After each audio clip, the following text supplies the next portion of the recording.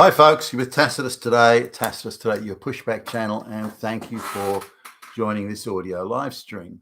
In this essay, I'd like to talk about the issue of the theoretical economic laws of supply and demand. Now, there's been a lot of talk recently in the United States and elsewhere about if rent controls are put in place, particularly if it's without exemption, but if rent controls are put in place, then this creates an artificial situation that means that the properties aren't improved, things aren't repaired, things aren't upgraded. Like you don't, if you've got a 50-year-old bathroom or something, it's not upgraded because the owner of the property can't increase the rent to cover the cost of putting in the new bathroom and so on.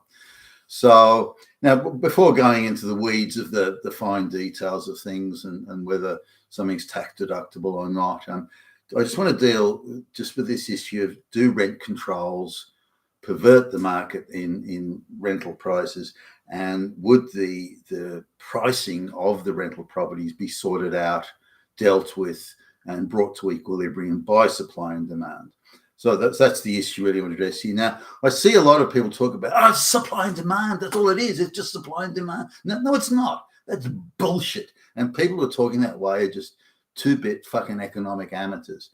Now, the reality is this, that the concept, the theoretical laws, as it's called, laws in inverted commas, are based around a consumer's decision over optional consumer goods. You don't have to have the item. In fact, you can do quite well without it. You might want it or you might like to have it, but you have that absolute discretion and choice.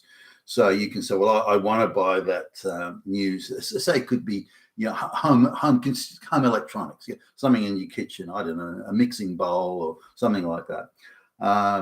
Then you can say, well, I'd like that, but then you go to the store and no, I'm not going to pay the $100 to buy. No, that's too expensive. I'm not having it.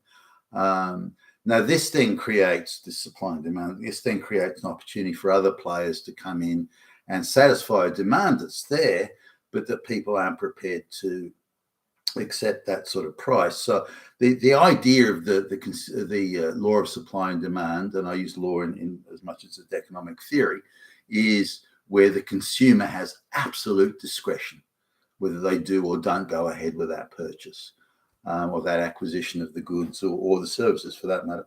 But now, accommodation or shelter is not the same thing.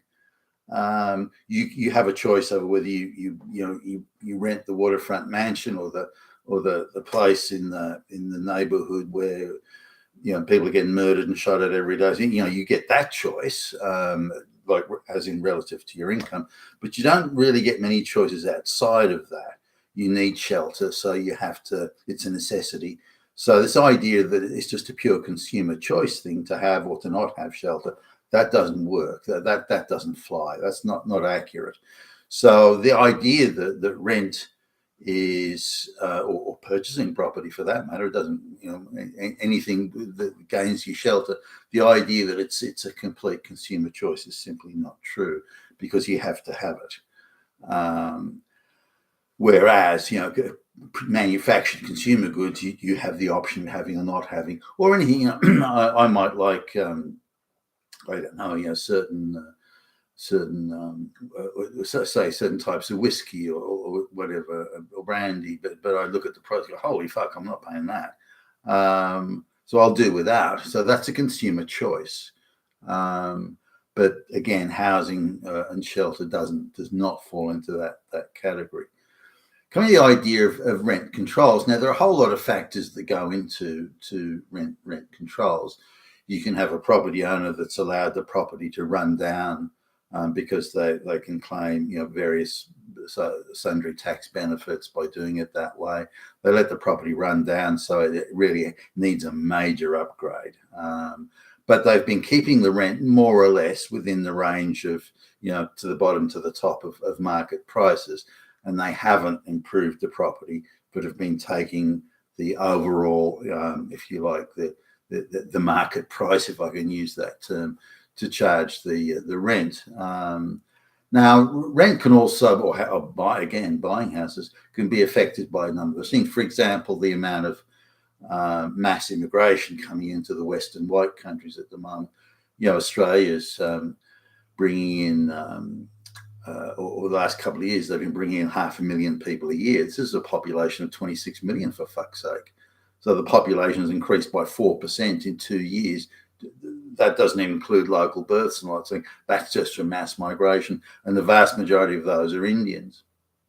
So, and there are all sorts of scams about buying up property and this sort of thing. Overseas Chinese and Indian money using local nominees to buy up swathes of property, and the list. But even coming aside, that creates an artificial demand that's not organic. It's not reflected by demographers when they look at the birth rates and this sort of thing, that of the local population, a fairly stable population growing from its own resources, its own procreation. There's a reasonable attempt, or you can reasonably plan ahead to a large degree, at least, on the amount of property you're going to need, the amount of houses you're going to need, these sorts of things. Builders and various other people can then work around that. So some fairly decent economies of scale can be constructed. Also, built into that is the capacity of the people to pay, or to pay those rents or buy those houses from their local income. But when you get a lot of offshore buying and masses of people coming in that are prepared to live 20 to a 2-bedroom house or 2-bedroom apartment, then that dramatically skews what otherwise would be considered natural, organic supply and demand. You look at, say, whether it's 1 million people being brought into Australia in the space of 2 years, which is astonishing, by the way, without the consent or approval of the people, without the people being asked to vote for it, nothing like that. They're just brought in over the direct defiance of what the people want. So it was just happening all over the white Western countries, of course, not just Australia. You look at the Biden term in the United States, Order Penn Biden, where something in the order of 10 million illegals alone were being brought in. You add to that the various other H-1Bs and just natural immigration. So something in the order of 11 plus million people were brought in just in 4 years. And these folks being deposited in various areas around the United States. And this would have a huge disruption to what we would call market forces. So again, the market forces theory is something that applies to optional consumer goods. It doesn't apply in the same. It does to a limited extent, but it doesn't apply in the same way to shelter.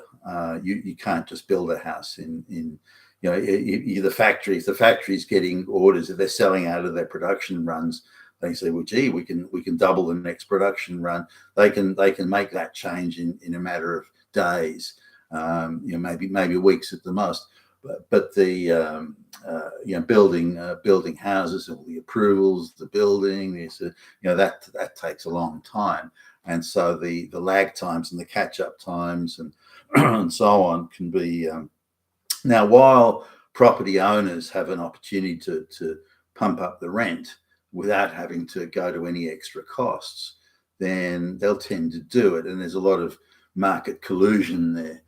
Goes on in Australia that pretty much every property investor, certainly that I know of, they subscribe to the same set of the same cabal of financial institutions that all operate and are up each other's ass in terms of saying, well, this is what you should be charging rent in your area. You can get $100 a week on rent, or $1,000, whatever. This is the sort of rent, and you should be getting this. So there's a lot of collaboration and collusion and cabal-like behavior, cartel pricing almost, where owners are deliberately encouraged to increase the rent to the highest possible level, whether or not the property's got the property's been remodeled or refurbished recently, whether the property hasn't been refurbished for 50 years, it doesn't matter. So that when the owner is faced with having to do a remodel on the property and update, the kitchen and the bathroom and paint the place and all that sort of stuff, and I said, well, now that's extra on top. So I will now want to I want to double the rents because if I put in, but they should have done this previously. They should have done upgrades, maybe minor, here and there, but they should have done these upgrades over time rather than letting it the place fall into disrepair, doing it all in one hit and then wanting to put the rent up. And this is the various taxation, write-offs and these sorts of things are encouraged or encourage this sort of behaviour. So unless there's some sort of if the rent and the property acquisition is left completely to local local organic demand and tied to local incomes and capacity to pay, then it works. But it doesn't work under circumstances of mass migration or circumstances where the government is pushing, put $100 down and then buy a house. Those sorts of things. It doesn't work under those scenarios where the demand and the opportunity to enter the market is artificially pushed or artificially created. So we need to understand. Again, just highlighting the primary issue of this essay, which is supply and demand really only applies to optional consumer goods that are being manufactured. There is some spillover into other areas, but where the product or the service is a necessity for day-to-day living, such as shelter, then supply and demand, because the consumer is going to say, no, I don't feel like it. I think I live on the street today. It doesn't work like that. So supply. So if you force conditions and circumstances of higher prices on people in terms of shelter, then they kind of have to deal with that somehow and cop that. So that's not natural demand. It's artificial demand. and in often cases restricted supply to aid and abet that artificial demand. You've been a taskist today, your Pushback channel, and thank you for listening.